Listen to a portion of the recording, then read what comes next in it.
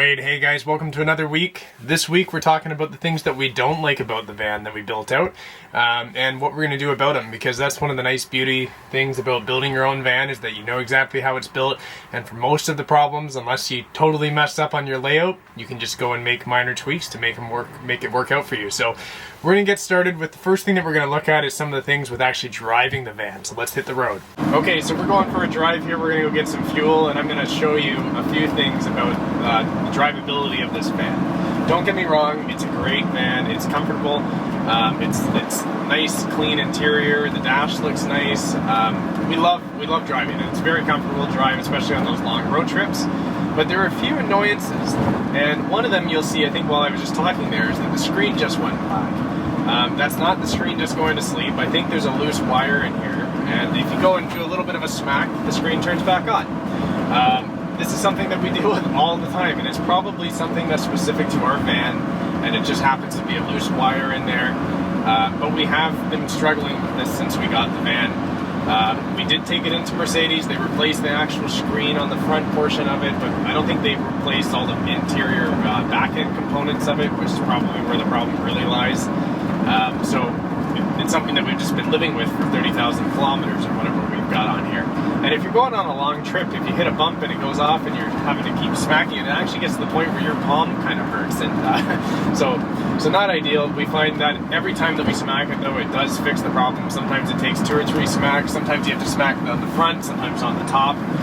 But it always has turned back on. It is going in for its service A, around 30,000 kilometers, probably next week. So I'm really going to push them to make sure that they figure out what it is in there that's causing this issue. If it's a loose wire, or if it just needs the whole head unit needs to be replaced, whatever it be. Hopefully after this service, it's going to be a non-issue. The next thing that's kind of interesting about this van is lane keeping assist. So it's cool that it has lane keeping in a big utility van. But the issue that we have with it is the way that it's implemented. See, there's a couple of different ways that a vehicle might do lane keeping assist. This one, it uses a camera that's mounted up in the windshield, and it's looking out your front window, and it's trying to identify where those lines are. And if you go and start to veer outside of the line, like I'm going to do right now, you get that beep.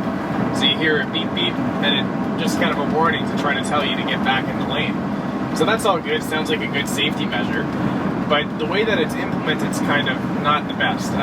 For example, in my F-150, it has lane keeping assist, but the way it works, it's got cameras that are in the side mirrors that look straight down, and it's able to look straight down and see where you are in the lane.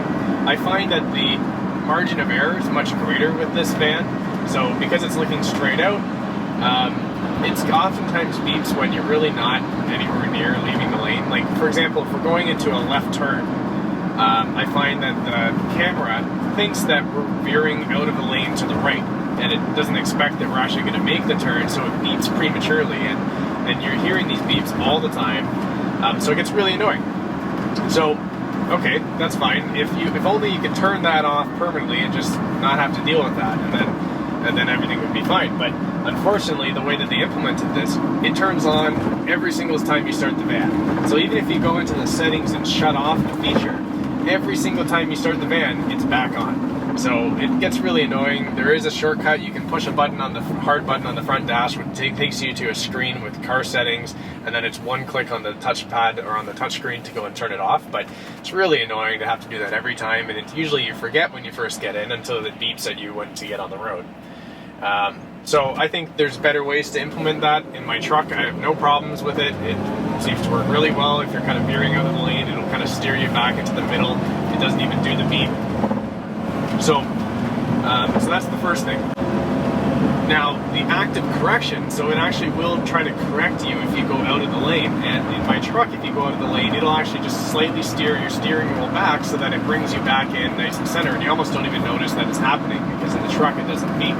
In this van, however, when you veer out of the lane, if you don't listen to that beep, it just goes and like locks up the tires. And it's one of the features that they say for this van is something called, like, I think it's differential braking, or if it's like a braking solution where they can brake each tire individually. And when you go out of the lane, like if I go out of the lane to the right, what happens is it beeps at you, but then if it doesn't look like you're correcting it, kind of like locks up your right-hand tires. The same thing if you go to the left, it seems to lock up the left tires. You see there, it's beeping, and I'm not even really out of the lane. I'm pretty much still in there. So anyways, that seems a little bit backwards to me. First of all, if you're going out of the lane to the right, it seems odd that it would kind of feel like it's braking the right tires. I feel like that would kind of pull you even further out of the lane, and then the same thing for going to the left. So not a great feature. We turn it off every time we're driving. If we remember, wish that there was a way that we could permanently turn that off, but unfortunately everything looking online, there isn't. So maybe in a future year that's something that they can fix. So the next thing is this CROSSWIND assist. So I mean, it sounds like a good feature because you're in a big van and you're going to go ahead and you're going to be kind of like a sail on the highway. If you get a big gust of wind, it's going to try to like push you out of the lane. So CROSSWIND assist, the way it seems to work is when you get a big gust and the van detects that it's getting pushed sideways by this wind, it pops up and says CROSSWIND assist, and it seems to kind of like when you're going out of a lane with the lane keeping assist, it kind of like weirdly brakes the tires. And I don't know what scares you more, is the surprise gust that hits the van or the fact that all of a sudden now your tires are kind of braking. So that's something that, to my knowledge, you can't turn off on this van. I don't think it really offers much value, and I personally, like, I mean, the CROSSWINDs, I think the braking of all the tires is a worse solution than just having the CROSSWIND in the first place. So, not really sure about that, but it is something that's built into this van. Maybe someone in the comments knows kind of what it's really trying to do, but from my experience, when we get hit by CROSSWIND, it just starts braking and it scares the crap out of you, and you kind of just like grab onto the wheel and try to maintain control. So anyways, just another implementation that I don't think is fully baked in this van. And the last thing that I want to talk about with the driving is something called, I think it's the collision assist. So there's a sensor up in the front of the van. This is kind of the middle range package. We don't have adaptive cruise control, and I think if you go in the high package, you would get that.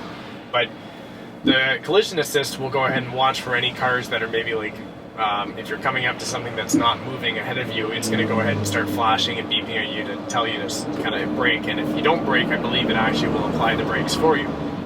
So that's a great feature. Unfortunately, I think there's a recall or some kind of known issue with the 2019 and newer vans where there's a faulty sensor. So every single time we get into the van, after a few minutes it goes ahead and says forward collision assist unavailable.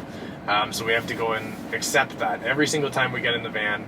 I know when we brought this in for service, kind of after we got stuck on that beach, since it was a new van, they didn't have replacement sensors. So that's something that I do hope when we bring it in for service next week, kind of its 30,000 kilometer service A service, hopefully they can fix the screen and then also fix the forward collision sensor. So that, again, not really a huge complaint there other than the fact that it doesn't work and it's a brand new van. But we'll see kind of once it's fixed if we have any issues. Hopefully, as long as you're carefully driving, it's not something that's going to come on very often. Okay, so one of the first things I want to talk to you guys about on the inside here is our actual drawers. We're really happy with the way that the drawers look and the function of them in terms of how much we can fit in them, the storage that they give us. So really, we wouldn't really make any changes there. The one thing I would change, though, is the hardware that we use. So we use these soft close drawer slides by a company called Bloom. They're made in Austria. They're quite pricey. Drawer slides in general are pretty pricey as it is, but these ones, I think that they require quite a bit of precision when you build your drawers. Like, you need to build them to very exact measurements if you want it to work well. And because this is our first time really doing much woodworking, we were a little bit off on a few of them. And as a result of that, what can happen is that when you open them up fully, or for hidden bumps and stuff, the latches that kind of hold this thing to the drawer itself can kind of disconnect, and then what you're left with is a drawer that's not really sitting on the slide properly, and you have to go and fix it quite often. So it's something that we can fix. The plan is that we're going to pull all these drawers out and look at each one individually and kind of make some adjustments to make sure that it's like right within the tolerances that this drawer slide requires. It does come with all the instructions and says exactly what size you need to make all your cuts to, but obviously we were a little bit off, so we're often having to go ahead and fix these. We use these on all of the drawers except for one. The one that we didn't use it on works really well, and it's just a standard drawer slide that you would normally see that just screws into the side of the drawer itself, and that's our cutlery drawer, and that one works really well. So I found it pretty easy to install. The only thing it doesn't have is the soft close, but kind of after we've used the van now, the soft close really doesn't matter to us that much. Like, it doesn't really offer a whole lot of value in here in the van. We just want to close it and make sure it's latched and locked. So I probably would have just forgone with the whole soft close thing, went with simple drawer slides, something that's nice and strong, and that would have been way easier. So now what we're faced with now is pulling all these drawers out, making tweaks and adjustments, and we don't really want to have to buy all new drawer slides, so we're going to tweak them so that they work with the existing ones. But again, if you just want to go easy, simple, just go for your simple drawer slides. That's the way to go, I'd say, in the van. The second thing is these little latches that we put in here to kind of lock the drawers in place. I've seen it done a couple different ways. In the most simple cases, I've seen people put just eye hooks with like hooks on every drawer that they have to go and latch on to keep them from opening while they're driving. These ones I think are a little more elegant. They look good. They've got that kind of black handle and stuff that you can pull on. But because our drawers are a little bit off in terms of the precision, just as I was mentioning with the drawer slides, I think that also causes some issues here. Sometimes where maybe a drawer is tough to open, you're really having to yank on it, or if when it closes, the latch doesn't perfectly line up with kind of the top portion of the latch that holds it in, holds it shut. So sometimes if you have a lot of weight in a drawer and it wasn't fully latched and you're driving, a drawer can pop open, which can be annoying, and you kind of have to pull over or send someone to the back to kind of shut it so that stuff doesn't go everywhere. So I don't know, I think we'll kind of see with these latches. Once we fix the drawer slides, we'll see how well we like the latches. You could go also, I've seen these like metal round circles that you just go and push, and they're like spring loaded, and when you push it in, it shuts and locks it shut. When you push it again, it opens up and it's kind of just fully open. I liked this though because this kind of combined a lock and a latch in one. Overall, I think the latches are fine.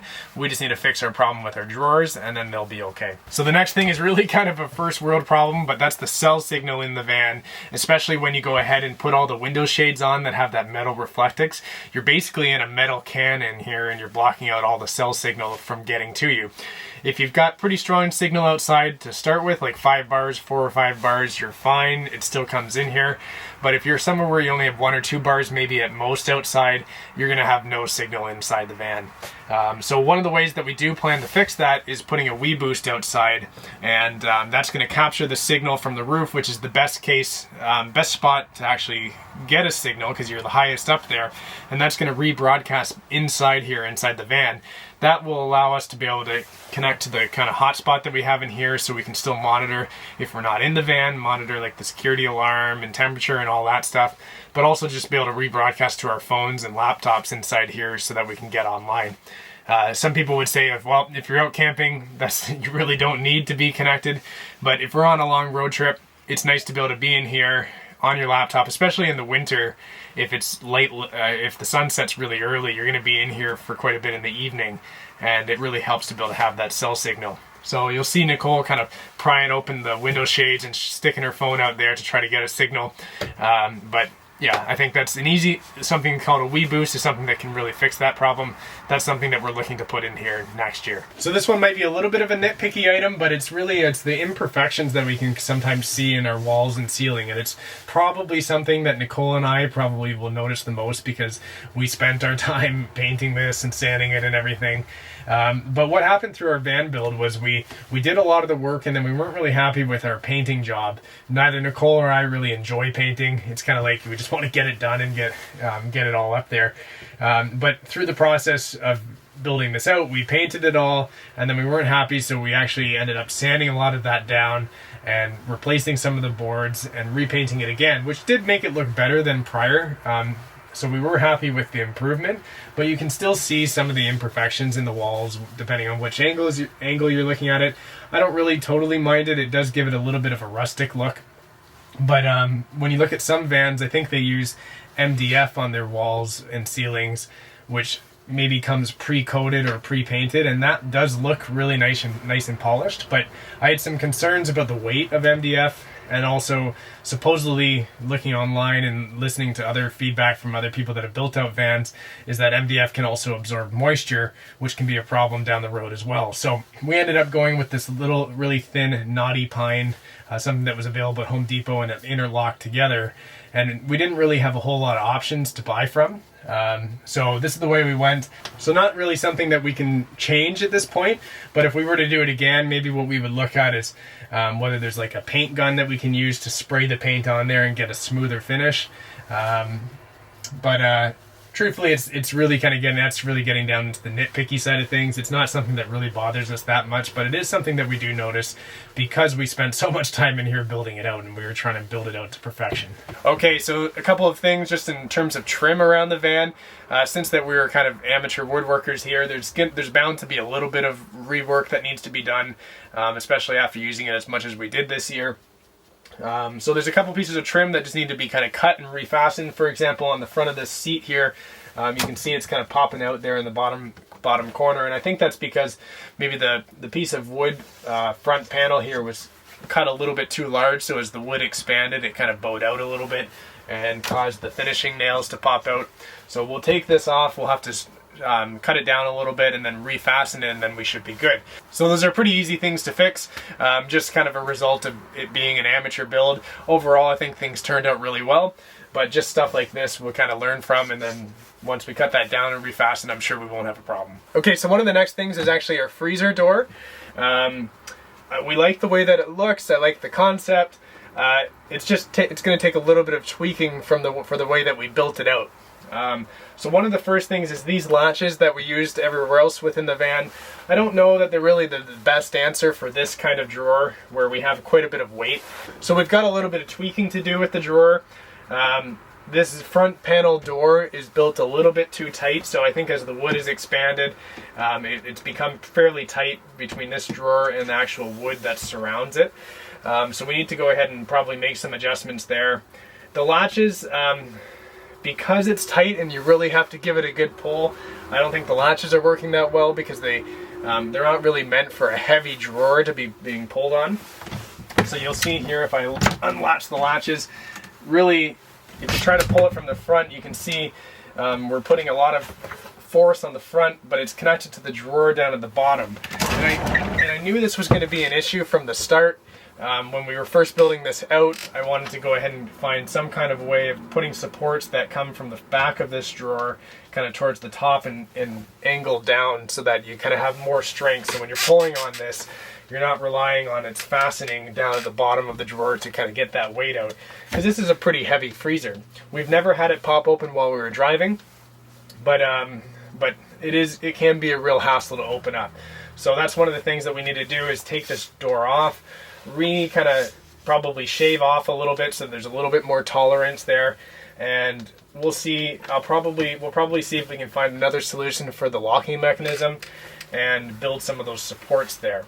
So right now it's a little bit loose. It can be a hassle to open, but I think having the freezer here has been huge. It's just that we need to kind of tweak the solution that we build here with the drawer and this front door here.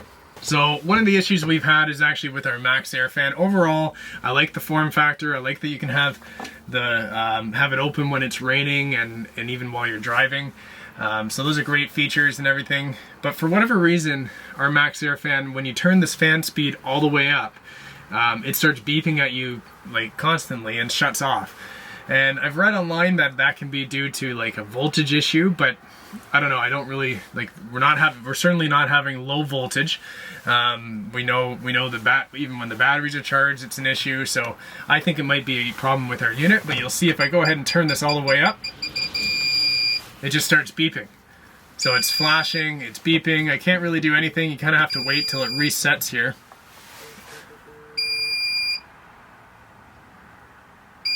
It's just flashing the hold to set 78 button. I don't really know why.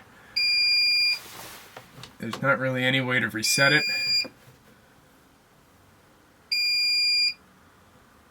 And then what you have to do is you have to wait till it, there we go. So once it stops beeping, you can go turn it back on. No, still not working. So not really sure why it's doing that. If there's, I can't remember how many fan speeds there are, but if there's 5 fan speeds, this is only a problem at the fastest fan speed, which because we have the air conditioner and everything, we really just use the MAXXAIR fan to kind of cycle some air. So we're using it usually in the 1, 2, or 3 speed mode. So really hasn't been too much of a problem for us, but I'm not really sure what's causing it. It might be that it's a faulty unit.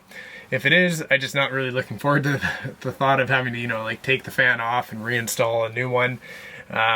So anyways, if anyone knows what might be causing this, I honestly don't think it's a low voltage issue unless there was something with the wiring going back, but other than at the full fan speed, that's the only time we have an issue. So if anyone has any ideas, feel free to let us know down in the comments. So one of the things that we wish that we just put in right from the get-go is a swivel seat on the passenger seat here. Right now this passenger seat is still fixed forwards. We found that though when you're in this little space, maybe it's raining outside or it's late at night or early morning and you're not going outdoors, the seating was a little bit limited. You'd have to be sitting down at the bench seats over there, or if someone was sitting up here, they're facing forwards. It's hard to have a conversation. So that's something that we'll definitely be adding on here to kind of create a better living environment, is putting this swivel seat on here so this seat can turn around, face backwards, you can have that conversation, or if you even had like a third person here visiting, 2 people can be sitting back there on the bench seats and someone can be up here facing backwards and have a nice comfortable seat up here. So going back, I think what we would do is just put that in right from the start. It's kind of like a must-have, I think, in a van, just because you're dealing with such a small amount of space already. Having a swivel seat really kind of expands that right up into the front area here. So another thing is actually our induction cooktop. We love the induction cooktop, but not so much that it's made out of glass. So not too long after we hit the road with this, we opened up one of this top cabinet here, and things are moving around while we're driving. We didn't realize that a Yeti cup had kind of moved around, and the cup fell down and it cracked the edge of our glass. So I guess there's a couple ways that we could fix that. Maybe don't keep things that are heavy in this top cabinet and maybe use one of the other ones. But if you're designing a van, keep that in mind. It is glass. We have been on bumpy roads. We haven't had problems with it like cracking further, but on at least 2 occasions we've had things fall down here and cause some chips down there, and the glass has cracked. So just something to keep in mind when you're choosing whether to go with a glass cooktop or some other type of cooktop that you could have in here. So if you liked the video, hit the like button, subscribe, and comment down below. It really helps us out, and we'd love to hear from you guys. Stay tuned next week. Nicole, the reason she's not in this video is because she's actually in another continent, renting a van, going on a really amazing trip to a place that we've been to before, both of us. Amazing scenery out there. I won't share where it is, but you can tune in next Sunday and you'll see all of her travels and what she's up to. So stay tuned for some more amazing van content coming your way. Have a great week, guys. We'll see you later.